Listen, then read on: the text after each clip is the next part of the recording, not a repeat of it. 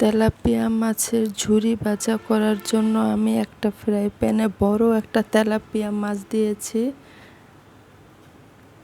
আর আমি পরিমাণ মতো পানি, পরিমাণ মতো নুন আর হাফ চামচ হলুদের গুঁড়া দিয়ে আমি মাছটাকে সিদ্ধ করার জন্য ঢেকে দিলাম।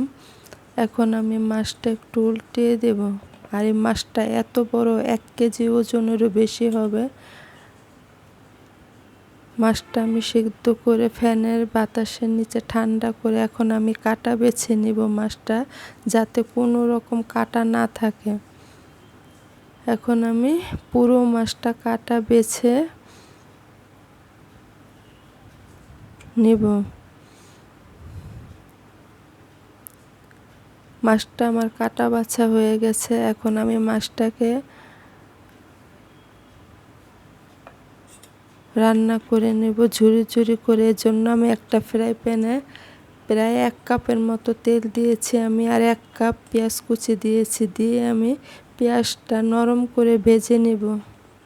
আর আমি সরিষার তেল দিয়েছি তো এ কারণে ফেনা উঠে গেছে। এখন আমি 1 চামচ আদা রসুন বাটাও দিয়ে দিলাম। তেলের সাথে আমি আদা রসুনটা ভেজে নেব। এখন আমি 1 চামচ করে হলুদের গুঁড়া, মরিচের গুঁড়া, ধনিয়া গুঁড়া, ভাজা জিরার গুঁড়া আর 1 চামচ লবণ দিয়ে আমি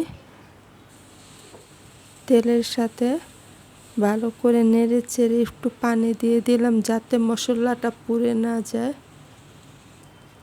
এখন আমি মশলাটা ভালো করে কষিয়ে নেব। যখন উপরে তেল ভেসে উঠবে তখন আমি সেই কাটা বেছে রাখা মাছগুলো দিয়ে দিলাম। দিয়ে আমি ভাজা ভাজা করে নেব মাছটা। আমি কোনো প্রকার পানি অ্যাড করব না এখানে। এখন আমি চুলার আঁচটা বাড়িয়ে ভাজা ভাজা করে নেব।